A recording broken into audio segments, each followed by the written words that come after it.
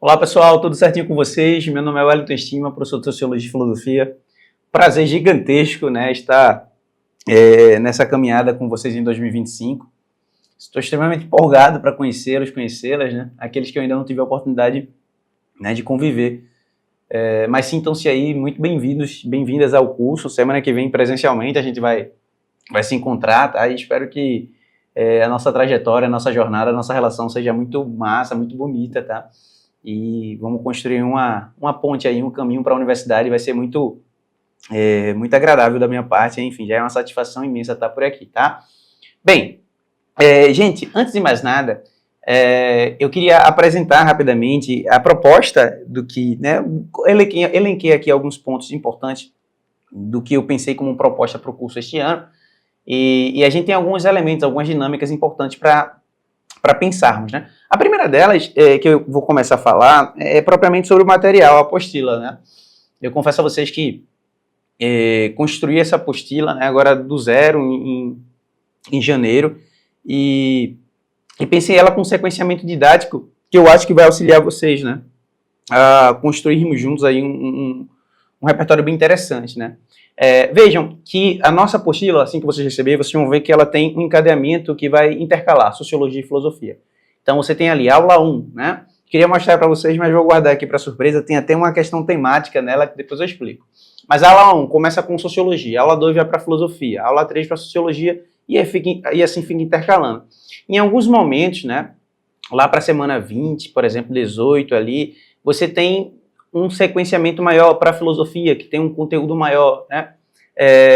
Mas, via de regra, ou quase que na apostila, quase que como um todo, a gente tem um intercalar aí de sociologia e filosofia, né? Os assuntos, eles muitas vezes dialogam, tá, gente? Mas é importante que a gente faça essa dinâmica e é importante que vocês saibam também que nos nossos encontros ali, que vai durar 1h30, 1h20, a gente vai ter, por exemplo, mais de uma aula dessa sendo vivenciada no mesmo dia. Então, por exemplo, na semana que vem, a ideia é que a gente comece a falar sobre alguns conteúdos, sobre positivismo, sobre o surgimento da sociologia, que é a aula 1 de sociologia, tá? E na semana que vem a gente complementa essa aula e já vai para Durkheim, por exemplo, e vê o conceito de fato social, de anomia, de suicídio em Durkheim, e aí a gente já tem, por exemplo, mais de uma aula ali, né? Mais de uma aula sendo vista. Então, não necessariamente a gente vai... na aula 1 só vai ver a aula 1 da apostila. A gente pode ter um encontro para ver duas, tá? 3 aulas é muito, mas algumas aulas a gente consegue concatená-las ali em um encontro, tá? Bem, isso é importante que eu vou dizer agora. Após cada aula, após cada conceito e categorias teóricas da sociologia e da filosofia, vocês vão encontrar 5, 6, 10 questões de fixação. São questões objetivas, algumas contextualizadas, todas com um modelo muito próximo ao INEP, mas com nível de TRI, digamos assim, né, mais fácil. Algumas não, a gente vai elevar um pouco o nível quando tem mais questões. Mas a ideia é fixar nesse primeiro momento. Então, vocês vêm estudando ali o conceito, por exemplo, de tipos de poder em Max Weber. E aí você vai para uma questão, quem tem lá o tipo de poder, a ideia é fixar, né? Isso, enfim, é uma proposta pedagógica para que você fixe ali, de fato, o conhecimento. É importante dizer que cada aula, ela vem carregada dessas questões de fixação. No final da apostila, vocês têm questões de aprofundamento. É importante ressaltar. Essas questões de aprofundamento, elas têm um nível maior, mas a gente vai trabalhar também com fichas.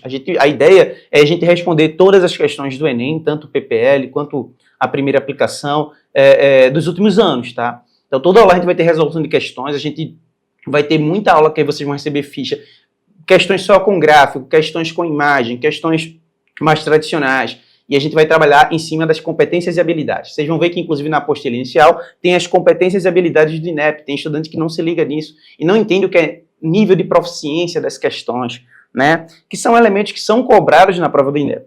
Então, a estrutura da apostila, ela segue esse diálogo com o INEP, com as competências e habilidades, com exercícios de fixação logo após a teoria e com questões mais robustas, além de exercícios que vocês vão receber em sala. Essa vai ser a primeira apostila, tá? A gente vai ter uma segunda apostila só com questões, aí sim, uma apostila bem robusta também, calibrada com muitas questões inéditas, questões também de Enem, de vestibulares anteriores, para que a gente chegue lá no dia da prova bem afiado, tá? Esse é um ponto importante. Então, a sequência didática, o material, a apostila, na verdade, dialoga com essa questão da sequência didática, né? As aulas, gente, elas vão acontecer presencialmente. A ideia é que a gente grave a aula semanalmente e, Estima, eu vou precisar viajar, eu fiquei doente, eu vou ter como assistir essa aula? Essa aula vai ficar ali no site do Evolutivo, vai ter uma plataforma lá, né? E que vocês vão ter acesso a essas aulas, beleza? Ninguém aqui vai ficar desassistido ali se porventura acontecer algum imprevisto, doença, enfim. A gente sabe que motivos, né, acontecem ali, imprevistos acontecem ao longo do ano, e aí vocês vão ter um tempo, tá? Essa aula não vai ficar eternamente lá, mas a gente vai dar um tempo suficiente, e se de repente se entrar alguém, eu queria assistir a aula tal, a gente vai disponibilizando para que vocês assistam.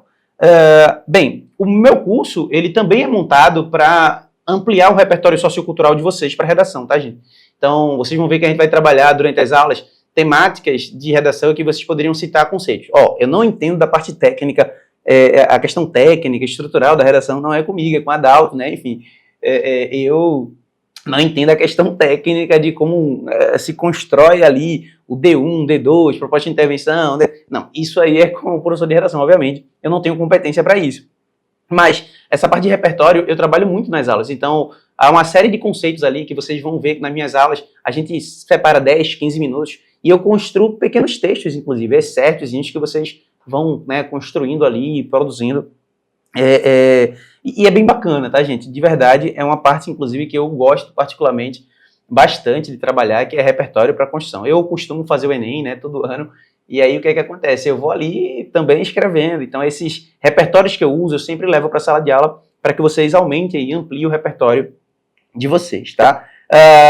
Bem, gente, vocês vão ter acesso total ao meu ser, né, que sou o curso, e também a monitoria, que em breve vocês vão conhecê-la, né? Que é uma pessoa maravilhosa, já dou um spoiler de antemão, e que eu tenho um carinho gigantesco, tá? E vocês vão ter livre acesso tanto ao meu WhatsApp quanto ao WhatsApp da monitoria e vão ficar ali, né, respondendo questões e mandando dúvidas e tudo mais. E eu vou mandar muitos PDFs, vou imprimir muitas fichas para vocês. Enfim, tem muita troca para a gente construir. Estima, eu estou escrevendo uma redação aqui. Estima, que repertório eu usaria aqui e tal? Então, esse tipo de dúvida vocês podem alimentar, né? E a gente vai estar construindo aí coletivamente um curso bem legal, se Deus quiser, tá? Mas pensado com muito carinho. Bem, mas como o objetivo desse encontro é a gente começar, né? Vamos uma pílulazinha de sociologia, né? Uma pitada de sociologia para a gente começar o ano de 2025 aí. E aí, gente, vejam, pensar a sociologia e pensar como a sociologia se constitui como uma ciência, né? Tal como a matemática, a física, a química, é pensar em sua origem ali. A gente sabe que a gente tem a sociologia dentro de um contexto histórico muito interessante, né? A gente tem a Revolução Industrial, a Revolução Francesa, a gente passou por um movimento extremamente complexo, né? Do ponto de vista histórico, que foram justamente as revoluções burguesas. Então, esse contexto de transformações das chamadas revoluções burguesas, né? Da Revolução Industrial, Revolução Francesa, enfim, essas transformações mudaram estruturalmente o mundo, né? Do ponto de vista social, político, econômico, o mundo que a gente vive hoje, ele é reflexo dessa construção das revoluções burguesas, né? Bem, e naquele cenário de extremo caos, de anomia, né, um conceito de Durkheim ali, que a gente vai trabalhar ao longo do curso, a gente tem elementos muito curiosos e caóticos, propriamente, né? A sociedade vivia um caos. E aí surge um pensador chamado Auguste Comte, que, preocupado diante daquilo ali, ele queria explicar os fenômenos sociais. Vejam só que coisa interessante, né? Tal como a medicina, a biologia, a química explicava os fenômenos corpóreos, mundanos, químicos, da matéria. Ou seja, uma ciência que falasse da sociedade como a química fala da matéria, por exemplo, né? Ou como a medicina estuda ali as doenças, enfim, os diagnósticos. Uma ciência social que explicasse os fenômenos do mundo. Bem, é importante ressaltar que naquele contexto, um famoso pensador chamado Charles Darwin, com a chamada seleção natural, o evolucionismo, influenciou bastante, né, as demais ciências. A sociologia foi muito influenciada pelo evolucionismo. Isso é importante destacar, tá? e outras ciências também. O evolucionismo ali, ele acabou influenciando uma gama de ciências. E a sociologia não foi diferente. Inclusive, a gente vai ter um problema gigantesco com o chamado darwinismo social, né? Que é a distorção das ideias de Darwin. Criar a ideia, né, e a gente vai estudar isso ao longo do curso também, de que as sociedades europeias elas eram mais avançadas, mais evoluídas do que a sociedade africana, asiática, né, os ameríndios, entre aspas. Então, essa ideia racista, diga-se de passagem, ela ganhou muita força naquele cenário e influenciou, diga-se de passagem, o começo da sociologia, tá? Essas duas imagens são muito simbólicas, eu gosto muito de trabalhar com elas. Tem muitas outras, tá? Mas à direita de vocês tem um zoológico humano, à esquerda um homem aferindo o tamanho do nariz, né? A ideia de que o fenótipo era uma espécie de termômetro ali para o comportamento humano, enfim, é racismo propriamente, tá, gente? Racismo científico, como era chamado, ou racismo pseudocientífico, porque é uma ideia falsa ali, né? Nem ciência propriamente.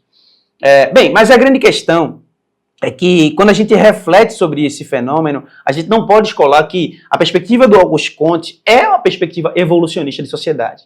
Auguste Comte, por exemplo, acreditava que as sociedades evoluíam de um estágio teológico, em que tudo era explicado a partir da ideia, da perspectiva, né, de que, Deus, ou a gente vai explicar os fenômenos do mundo, das relações, a partir sempre de deuses, explicações míticas que não tinham, né, nenhum tipo de ancoragem ali na verdade.